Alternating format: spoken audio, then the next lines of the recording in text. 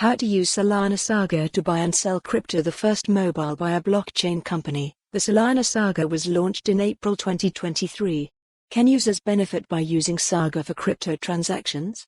How to join us on social networks. Solana Saga, the Web3 mobile phone. Solana launched its Web3 mobile phone, the first of its kind, in April 2023.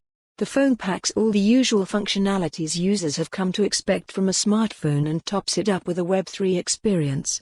It includes a decentralized application, dApp, store and seamless integration across crypto wallets and dApps. Saga has been tagged as the phone that keeps on giving. The phone has been on pre-order for several months, and those who pre-ordered enjoyed airdrops like the Saga Pass. Holders of the Saga Pass also received several art airdrops in the form of non-fungible tokens, NFTs, leading up to the April launch. On April 13, 2023, Anatoly Yakovyenko, co-founder of Solana, went on stage to announce the launch of the phone and its features. First reactions. The phone arrived a few weeks late for European users due to supply chain challenges.